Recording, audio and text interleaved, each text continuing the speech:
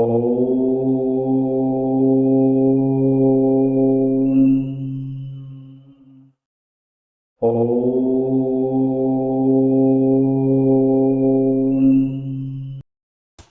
दर्शकों, नमस्कार। मैं नारायण एस्ट्रोलॉजर आप सभी का मेरे चैनल नारायण एस्ट्रोलॉजर पर स्वागत करता हूं। दर्शकों, सीखने की कड़ी में आज आगे बढ़ते हैं। आज बात करते हैं लव मैरिज योग के बारे में। इससे प्रीवियस वीडियो में बात किया था लव अफेयर्स योग के बारे में, जो आई होप आपको सबको समझ में आया होगा। तो आज उससे नेक्स्ट, इससे पहले मैंने बात किया था कि पहले क्या है, पहले love affair and then next आता है मैरिज में, लव मैरिज। तो पहले अफेयर्स का योग बनता है या नहीं बनता है, उसके रिलेटेड बात किया था। योग कैसे देखते हैं, कौन से घर से देखते हैं, कौन से ग्रहों से देखते हैं, कैसे देखते हैं, ग्रहों की क्या प्लेसमेंट देखते हैं, सारा डिटेल में बात किया था लव अफेयर्स रिलेटेड।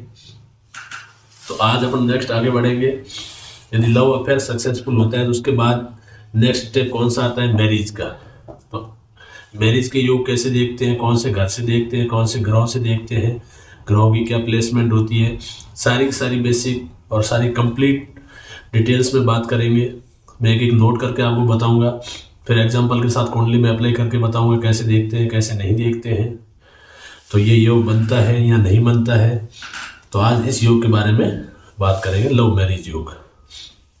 तो दर्शकों, आप यदि मेरे चैनल पे नए हैं तो चैनल को सब्सक्राइब कर दीजिए, वीडियो को लाइक करिए, आगे शेयर करिए, और मेरा टेलीग्राम चैनल का लिंक है वो डिस्क्रिप्शन में दे रखा है, तो आप उसको भी ज्वाइन कर लीजिए। उसमें आपको सारे के सारे नोट्स मिल जाएंगे, वहाँ से आप डाउनलोड कर सकते हैं। चलो दर्शकों, बढ़ते हैं आगे। और किसी को कुंडली एनालिसिस करवाना है तो मेरी डिटेल डिस्क्रिप्शन में भी दे रखा है, मैंने चैनल के डिस्क्रिप्शन और वीडियो के डिस्क्रिप्शन में भी दे रखा है, तो आप उस पर व्हाट्सअप कर सकते हैं, अपना टाइम लेके बात कर सकते हैं। चलो दर्शकों, बात करते हैं लव मैरिज योग के बारे में। कौन से घर से देखते हैं, कैसे देखते हैं, सारी डिटेल में बात करेंगे। और मैं पूरी कोशिश करूंगा कि आपको सही ढंग से समझ में आए और आप किसी भी कुंडली का एनालिसिस कर पाए, चाहे आप खुद की करें या किसी औरों की करें। तो दर्शकों, बढ़ते हैं आगे। इससे पहले दर्शकों बात किया था लव अफेयर्स योग कौन से घर से देखा जाता है, 5वें घर से देखा जाता है। और मैरिज का योग कौन से घर से देखा जाता है, ये 7वें घर से देखा जाता है। ये कुंडली में 7वां घर होता है। ये यहाँ से फर्स्ट हाउस की काउंटिंग की जाती है, पहला हाउस, दूसरा, तीसरा, चौथा, पांचवा, छठा, 7वां। तो हमेशा मैरिज का योग, चाहे लव मैरिज हो चाहे अरेंज मैरिज हो, लव मैरिज जो लव अफेयर से है तो वो लव मैरिज में कन्वर्ट होता है, जिसकी अरेंज मैरिज होती है तो अरेंज मैरिज हो, मैरिज का घर 7वां घर होता है। हमेशा दर्शकों ये बात ध्यान रखना, मैरिज देखी जाती है 7वें घर से, और 7वें घर के मालिक के अकॉर्डिंग देखी जाती है कि कैसा योग बन रहा है और कितना सक्सेसफुल होगा और कितना सक्सेसफुल नहीं होगा, अनसक्सेसफुल होगा। तो दर्शकों, फर्स्ट ही पॉइंट है मैरिज। मैं आपको एक एक चीज नोट करके लिखाऊंगा, बताऊंगा दर्शकों, फिर एक एक पॉइंट के अकॉर्डिंग मैं आपको सारे के सारे एग्जाम्पल के साथ, ये जैसे कोई भी अपने एक एग्जाम्पल के तौर पे लगन की कुंडली लेंगे और उसमें बताऊंगा कि इसमें कैसे देखना होता है और कैसे इसका एनालिसिस करना होता है, सारा का सारा एग्जाम्पल के साथ में बताऊंगा। पहले मैं आपको पॉइंट्स लिखवा देता हूँ, मैरिज योग के क्या क्या पॉइंट्स होते हैं, कैसे देखते हैं। तो फर्स्ट पॉइंट है, मैरिज का घर कौन सा होता है। मैरिज के लिए 7वां घर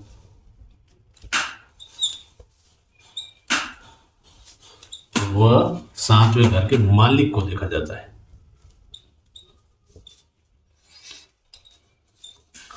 7वें घर के मालिक मतलब सप्तमेश। 7वें घर का मालिक कौन सा होगा, सप्तमेश। जैसे 5वें घर का मालिक पंचमेश होता है, वैसे 7वें घर का मालिक सप्तमेश, इसको सप्तमेश बोलते हैं। 10वें घर का मालिक है दशमेश। इसके लिए 7वां घर और 7वें घर के मालिक को देखा जाता है। ये बात दर्शकों हमेशा ध्यान रखना। ये इसमें लव मैरिज योग बोल सकते हो या कोई भी मैरिज योग बोल सकते हो, लेकिन मैरिज के रिलेटेड जो भी अपन देखेंगे वो सातवें घर को देखेंगे और सातवें घर के मालिक की प्लेसमेंट देखेंगे, कहाँ पे वो प्लेस्ड है, उच्च के है, नीच के है, मारक है, कारक है, सारी चीज बात करेंगे आज डिटेल में। पहला पॉइंट आपको हमेशा ये ध्यान रखना है, मैरिज के लिए हमेशा सातवें घर को देखा जाता है और सातवें घर के मालिक को देखा जाता है। अब बात करते हैं, पहले इनके मालिक से लेते हैं। सातवें घर का मालिक को मैं सीधा लिखता हूं सप्तमेष। सप्तमेष पहले भी बात किया था, छठा घर, आठवां घर और 12वां घर ये नॉर्मली अच्छे घर नहीं होते हैं। ये रोग ऋण शत्रु का घर होता है, ये मृत्यु भाव कहलाता है और वो जेल के खर्चे, अस्पताल के खर्चे, तो खर्चे का घर है, व्यय भाव है। तो ये नॉर्मली तीनों घर अच्छे नहीं होते किसी भी जातक की लाइफ की कुंडली में। तो सप्तमेष की प्लेसमेंट से आप समझ गए होंगे कहाँ प्लेस्ड है। सप्तमेष की प्लेसमेंट 6, 8, 12 हाउस में नहीं होनी चाहिए। यदि सप्तमेष की प्लेसमेंट 6, 8, 12 घर में होती है तो लव मैरिज का अच्छा योग नहीं बनता है और योग के अकॉर्डिंग मैरिज में प्रॉब्लम आने के चांस है, प्रॉब्लम आने के योग है। यदि इनकी प्लेसमेंट सप्तमेष की प्लेसमेंट वो कैसे देखनी होती है, मैं पहले आपको पॉइंट लिखवा देता हूँ, फिर सारे के सारे मैं बताऊंगा कि ऐसे प्लेसमेंट देखते हैं। वैसे मैंने लव अफेयर्स योग में बताया था, बाकी आज भी मैं डिटेल में सारी बात बताऊंगा कि आपको कोई भी ये ना छूटे कि क्लियर नहीं हुआ हो। नेक्स्ट बात, सप्तमेष की प्लेसमेंट 6, 8, 12 घर में नहीं होनी चाहिए। सप्तमेष नीच का नहीं होना चाहिए, नहीं होना चाहिए। ऐसी जगह प्लेस्ड हो गया हो, अपनी ऐसी राशि के साथ प्लेस्ड हो गया कि वो नीच का हो गया हो, तो नीच का होता है तो इस योग में प्रॉब्लम आने के चांस है, मतलब प्रॉब्लम आने के योग बनते हैं, प्रॉब्लम आएगी, 100% आएगी। सप्तमेष नीच का नहीं होना चाहिए। ठीक है दोस्तों, सप्तमेष नीच का नहीं होना चाहिए। सप्तमेष अस्त नहीं होना चाहिए। यदि अस्त हो जाता है तो अपना रिजल्ट कभी दे ही नहीं पाएगा, तो योग में प्रॉब्लम आएगी। सप्तमेष अस्त नहीं होना चाहिए।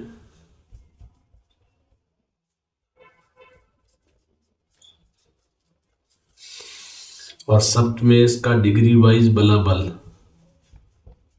सप्तमेष का डिग्री वाइज बलाबल 0 डिग्री, 28 डिग्री, 29 डिग्री, 30 डिग्री नहीं होना चाहिए, क्योंकि उसमें बलाबल ही नहीं रहेगा तो अपना रिजल्ट कभी नहीं दे पाएगा। 0, 28, 29 डिग्री नहीं होना चाहिए। ठीक है दोस्तों, सप्तमेष अस्त नहीं होना चाहिए, नीच का नहीं होना चाहिए। तो ये तो बात हो गई सप्तमेष की। सप्तमेष की प्लेसमेंट 6, 8, 12 उसमें नहीं होनी चाहिए।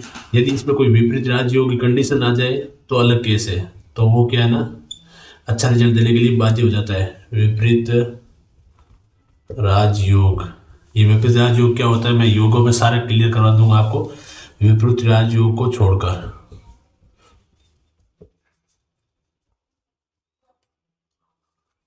विपरीत राजयोग को छोड़कर यदि 6, 8, 12 में यदि कोई ग्रह 6, 8, 12 में प्लेस्ड है, उसके ऊपर विपरीत राजयोग एप्लीकेबल होता है तो वो हमेशा अच्छा रिजल्ट देने के लिए बाध्य होता है।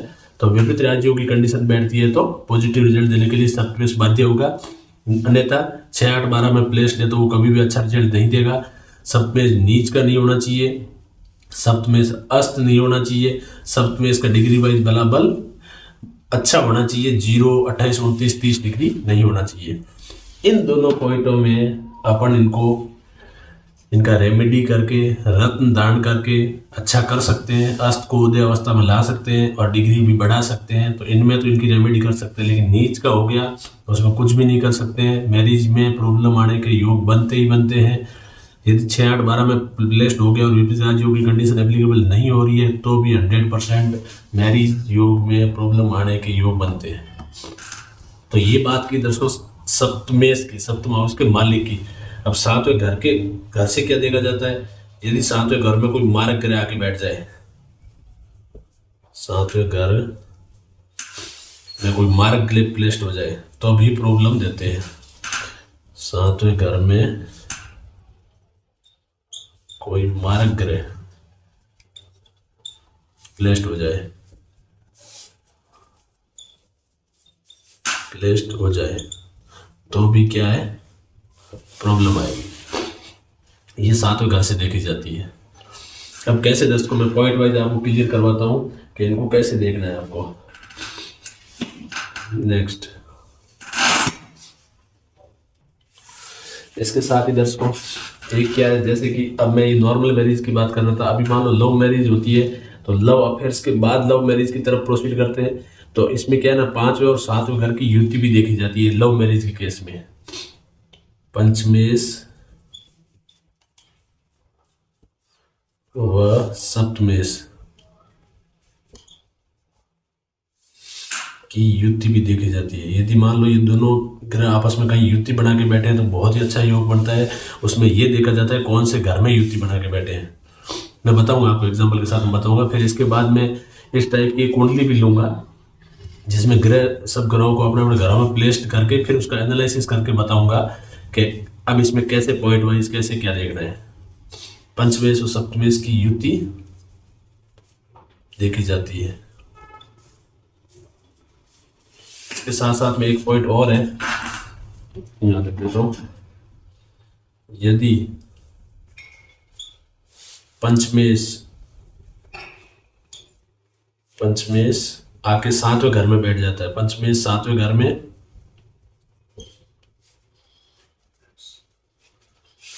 तथा सप्तमेश 5वें घर में तो भी अच्छा योग बनता है। सप्तमेश 5वें घर में तो भी क्या है ना, योग हमेशा अच्छा बनता है। अब बात करते हैं इसको कैसे, मैं आपको एग्जांपल के साथ सेट करके बताता हूँ। इसके बाद और भी 1-2 पॉइंट में बताऊंगा आपको क्या क्या देखना होता है। नवम हाउस को भी देखा जाता है, या मैं आपको सारा लिखवा ही देता हूँ। पहले इसमें मैंने लव अफेयर्स के योग में भी बताया था, नवम भाव को भी देखा जाता है, क्योंकि नवम भाव भाग्य का है। नवम भाव को भी देखा जाता है, नवम भाव के मालिक को भी देखा जाता है। यदि नवम भाव का मालिक 5 या 7 में आ जाए तो भी ये योग में सहायक सिद्ध होता है। नवम भाव के मालिक को देखा जाता है।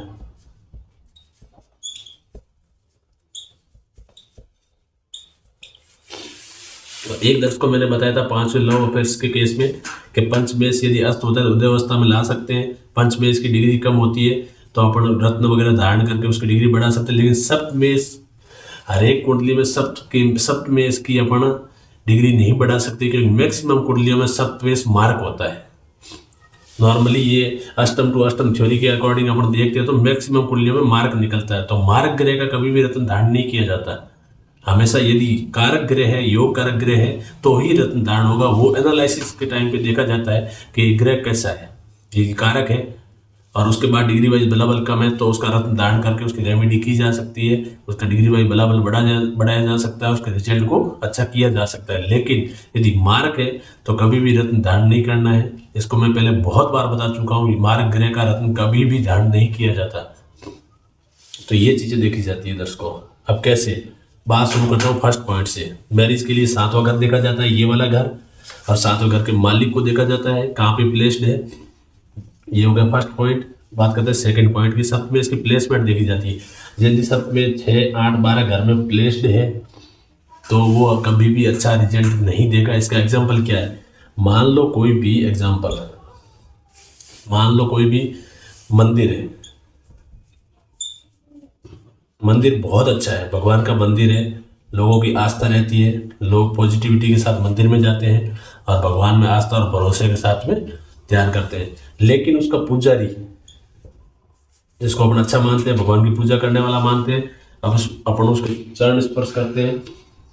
कभी किसी दिन मान लो पुजारी कहीं पे भी गलत जगह पे अपने को दिखता है, एक एग्जांपल मैं दे रहा हूँ कि मान लो अपने को दारू के ठेके पे पुजारी दिख जाता है, तो क्या होगा? हर एक के माइंड में क्या आएगा कि पुजारी दारू के ठेके पे खड़ा है, तो हमेशा क्या होगा? तो उसके कभी भी अपन चरण स्पर्श करेंगे या कुछ भी करेंगे तो पुजारी को देख के अपने माइंड में ये आएगा कि मतलब ये तो गलत जगह पे जाने वाला आदमी है। तो कभी भी चरण स्पर्श वगैरह या उसके जो भी वो ज्ञान की बात बताता है उसको लेने से हर कोई इतराएगा। क्यों? क्योंकि वो गलत जगह पे चला गया उसको, क्योंकि कहाँ पे देखा है? दारू के ठेके पे देखा है। और मंदिर अच्छा है, जब तक यहाँ नहीं देखा तब तक पुजारी अच्छा था, लेकिन जब पुजारी को कभी भी मान लो गलत जगह पे देख लेते हैं तो कभी भी उसको चरण स्पर्श करने को मन नहीं कहेगा। तो यही कंडीशन यही है। सप्तमेश अच्छा है लेकिन वो बैठ कहाँ गया है? सही घर में नहीं बैठा है, गलत घर में बैठ गया है, तो हमेशा कभी भी वो अच्छे रिजल्ट नहीं देगा और वो खराब रिजल्ट देने के लिए बाध्य होगा। और लव मैरिज के योग में प्रॉब्लम आएगी, 100% आएगी, और प्रॉब्लम आने के योग बनते ही बनते हैं उसमें। तो ये एक एग्जाम्पल लेके मैंने आपको बताया था फॉर एग्जाम्पल। तो क्या है, कभी भी सातवें घर की मालिक की प्लेसमेंट 6, 8, 12 घर में नहीं होनी चाहिए। यदि होती है तो कभी भी वो अच्छा रिजल्ट नहीं देगा। हाँ, इसमें एक विपरीत राज्यों की कंडीशन एप्लीकेबल होती है, बताऊंगा मैं आपको आगे। यदि वो एप्लीकेबल हो जाती है तो वो अच्छा रिजल्ट देने के लिए बाध्य होता है। अन्यथा 6, 8, 12 घर में यदि प्लेस्ड है सातवें घर का मालिक, कभी भी अच्छा रिजल्ट नहीं देगा। बात करते हैं सप्तमेश नीच का। अब ये मान लो मेष लगन की कुंडली की बात कर लेते हैं। 1 नंबर, 2 नंबर, 3, 4, 5, 6, 7, 8, 9, 11, 12, ये मेष लगन की कुंडली। तो इस घर का सातवें घर में कौन सी राशि है? ये 7 नंबर राशि। कौन सी? तुला राशि का मालिक शुक्रदेव। तो शुक्रदेव है, अभी मान लो शुक्रदेव कौन सी राशि के साथ नीच के होते हैं? 12 नंबर राशि। 6 नंबर राशि के साथ नीच के हो जाते हैं शुक्रदेव। तो यदि मान लो शुक्रदेव यहां बैठ गए हो, शुक्रदेव 6 नंबर में बैठ गए, तो क्या होगा? ये हो गए नीच के। तो यहाँ पे यदि शुक्रदेव 6th हाउस में प्लेस्ड है तो ये 6 नंबर राशि के साथ नीच के होते हैं। तो ये शुक्रदेव छठे घर में भी बैठ गए, ऊपर से नीच के हो गए, तो कभी भी अच्छा रिजल्ट नहीं देंगे। तो ये देखना बहुत अति आवश्यक है कि ये सातवें घर के मालिक जो शुक्रदेव है वो उच्च के है नीच के है। यदि इस घर में बैठते हैं तो वो हमेशा 6 नंबर राशि के साथ नीच के होते हैं। यदि नीच के हो जाते हैं तो अभी योग में प्रॉब्लम आने के चांस है। योग में 100% प्रॉब्लम आएगी, यहाँ तक कि ज़्यादा खराब हो तो तलाक तक की नौबत आ जाती है।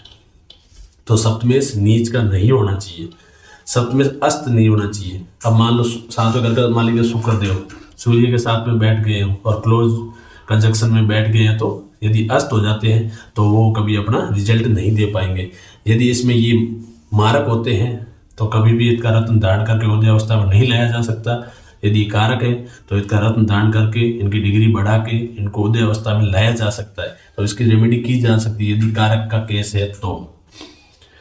सप्त में इसका डिग्री वाइज 0 डिग्री 28, 29, 30 डिग्री नहीं होना चाहिए। 0, 28, 29, 30 में मैं पहले भी बता चुका हूँ, कोई रिजल्ट देने के लायक ही नहीं रहता ग्रह, तो अपना कभी रिजल्ट नहीं दे पाएंगे, तो योग में भी प्रॉब्लम आएगी। तो यदि ये कारक है तो इसमें भी रत्न दान करके रेमेडी करके इनको डिग्री वाइज बलाबल बढ़ाया जा सकता है और इनको अच्छे रिजल्ट के लिए बाध्य किया जा सकता है। तो इन दोनों में तो रेमेडी की जा सकती है यदि योग कारक ग्रह है तो। ये बात हुई यहाँ तक सप्तमेश की। अब बात करते हैं घर से कैसे देखते हैं। यदि सातवें घर में कोई मारक ग्रह आ गया, अब ये मेष लगन की कुंडली है, इसमें ग्रह देखते हैं बुधदेव है। बुधदेव क्या है? इसमें मारक है। बुधदेव मारक होने की वजह से मान लो इस घर में बुधदेव आके बैठ गए, तो मारक है तो हमेशा ये इस घर को खराब करेंगे, क्योंकि मारक ग्रह क्या करता है, जहाँ बैठता है, जहाँ अपनी दृष्टि डालता है, जहाँ जाता है उस घर में प्रॉब्लम्स करता है, उस घर में नुकसान करता है। मारक ग्रह की मैंने पहले बहुत सारी डिटेल में वो सारी चीज़ें बताई है कि मारक ग्रह कैसे इफेक्ट देता है। मारक ग्रह हमेशा जहाँ बैठता है उस घर को खराब करता है, और जहाँ से वहाँ बैठे बैठे जिस घर पर दृष्टि डालता है उस घर को भी खराब करता है। तो मान लो बुधदेव आके सातवें घर में बैठ गए हैं तो सातवें घर को खराब करेंगे। तो ये कंडीशन होती है। इसमें कोई भी मारक ग्रह प्लेस्ड नहीं होना चाहिए। मान लो ये एक ही है, कभी 2 ग्रह भी मारक ग्रह प्लेस्ड हो जाए तो और भी योग बिगाड़ेंगे उसका और योग में प्रॉब्लम आएगी। पंचमेश और सप्तमेश की युति। हाँ, अब नेक्स्ट पॉइंट मैं इसको थोड़ा साफ कर देता हूँ। यदि पांचवें घर का मालिक, इसमें पांचवें घर का मालिक कौन है? सिंह राशि है, सूर्यदेव है। सूर्यदेव बैठ गए यहाँ पे, एक एग्जांपल ले रहा हूँ क्योंकि सूर्यदेव 7 नंबर राशि के साथ नीच के हो जाते हैं, लेकिन मैं आपको एक एग्जांपल के साथ, मेष लग्न की कुंडली के एग्जांपल के साथ बताता हूँ। ये शुक्रदेव बैठ गए यहाँ पे, नीच के हो गए तो योग नहीं बढ़ेगा। लेकिन कभी नेक्स्ट लग्न की कुंडलियों में यदि 7वें घर का मालिक 5वें में बैठ गया और 5वें का 7वें में बैठ गया और ये नीच और मारक नहीं है, तो आपस में इनकी एक तरीके से युति बनती है। एक युति तो ऐसे भी बनती है, मान लो एक ही घर में सूर्य बैठ गए हो और एक ही घर में शुक्र बैठ गए हो, इसको बोलते हैं युति। यदि इस टाइप की कोई अच्छे घर में युति भी बनाते हैं, केंद्र के घर में या अच्छे घर में, तो अच्छा योग बनेगा।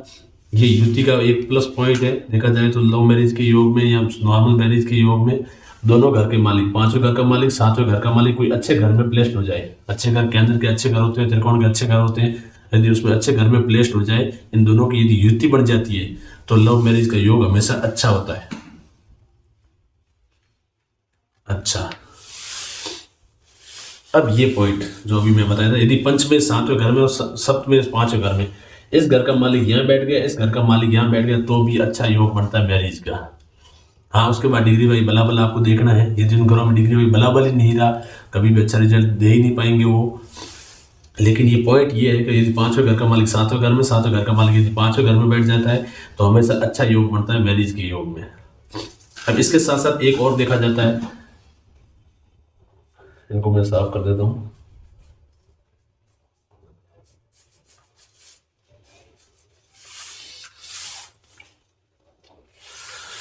नवम भाव भाग्य का भाव है। यदि 9वें भाव का मालिक यदि 7वें घर में आके बैठ गया हो या 5वें घर में आके बैठ जाता है तो भी अच्छा योग बनता है, क्योंकि ये भाग्य का घर है। भाग्य के घर का मालिक यदि 7वें घर में आ गया बहुत अच्छी बात है, 5वें घर में आ गया बहुत अच्छी बात है, तो भी बहुत अच्छा योग बनाता है। बहुत अच्छा मैरिज के योग में, लव अफेयर्स के योग में अच्छा योग बनता है।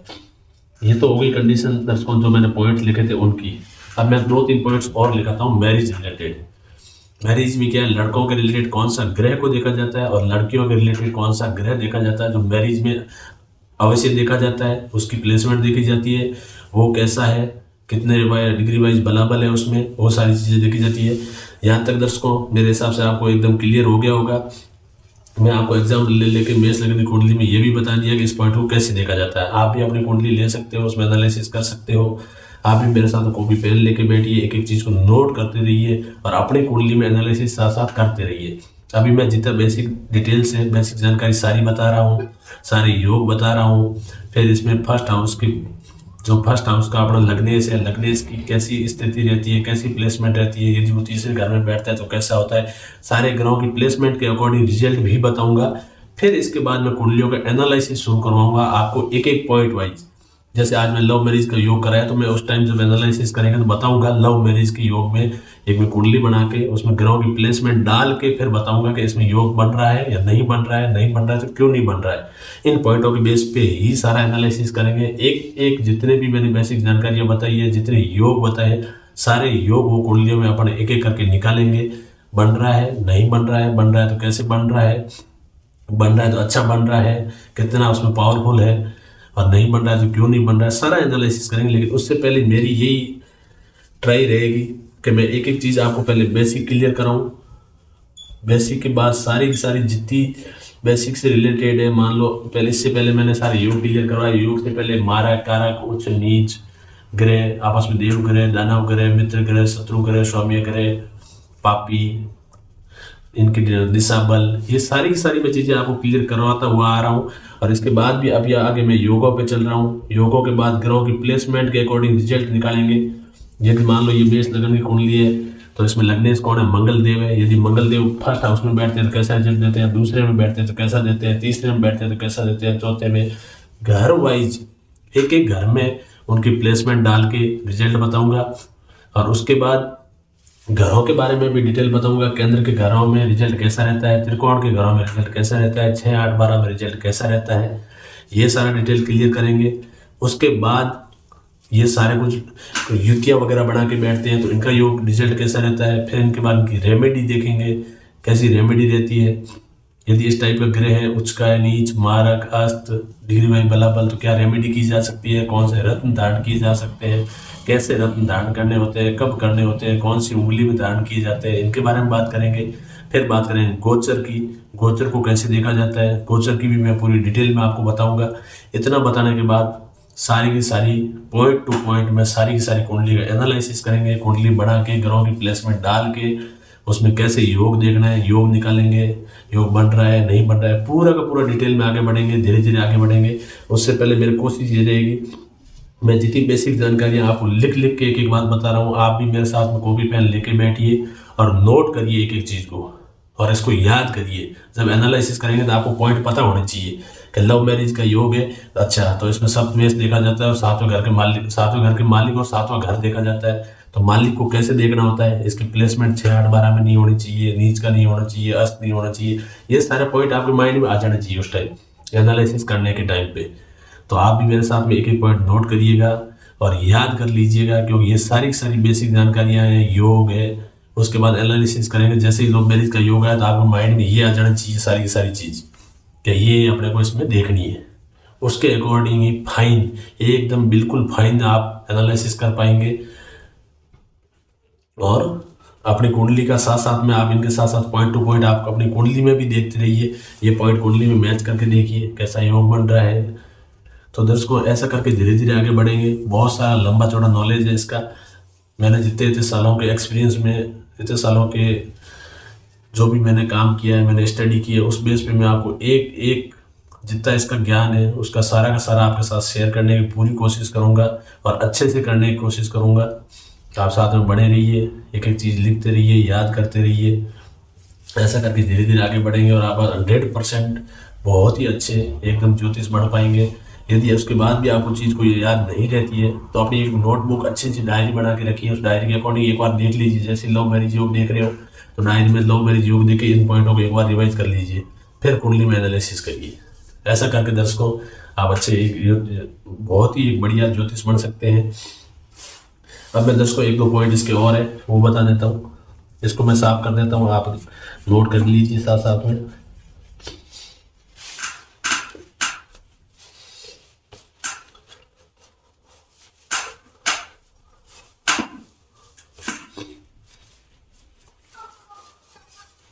और कोई गाइड पढ़ना चाहे, नोट पढ़ना चाहे तो भी मैंने आपको बता रखा है, आप अच्छी गाइड भी पढ़ सकते हैं।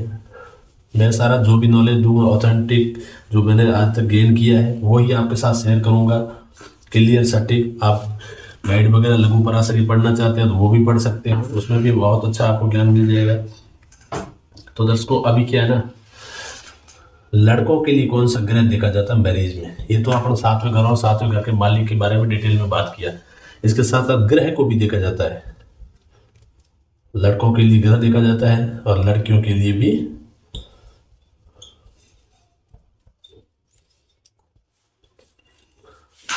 हमेशा दर्शकों ध्यान रखना,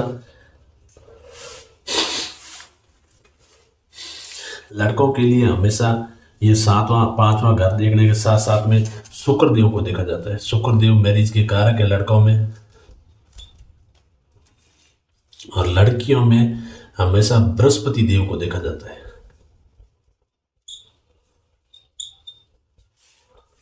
इन दोनों ग्रहों की प्लेसमेंट भी देखनी बहुत अति आवश्यक है।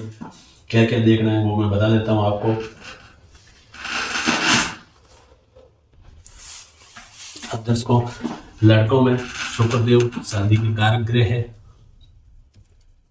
शादी के कारक माने जाते हैं, और लड़कियों में बृहस्पति देव शादी के कारक माने जाते हैं। इनको देखना बहुत अति आवश्यक है।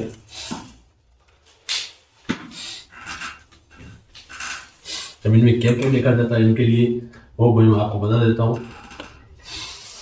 वही चीज़ है, एक तो इनकी प्लेसमेंट देखी जाती है। प्लेसमेंट कैसी है, 6, 8, 12 में तो नहीं है, प्लेसमेंट के अकॉर्डिंग देखा जाता है। एक इनकी क्या देखा जाता है, मतलब अशुभ तो नहीं है, अशुभ बोले तो नीच के तो नहीं है, नीच के तो नहीं है या उच्च के हैं। ये अशुभता देखी जाती है, ये ग्रह दोनों अशुभ है कि नहीं है। तीसरा डिग्री वाइज बलाबल देखा जाता है। डिग्री वाइज बलाबल दर्शकों हर एक ग्रह के लिए वेरी इंपॉर्टेंट है। डिग्री वाइज बलाबल इसको सही भी किया जा सकता है रेमेडी करके, और अस्त अवस्था देखी जाती है। जो मैंने बात पहले कर चुका हूँ, अस्त अवस्था कैसे देखते हैं, डिग्री वाइज बलाबल कैसे देखते हैं, अशुभता कैसे देखते हैं, नीच उच्च और प्लेसमेंट कैसे देखते हैं।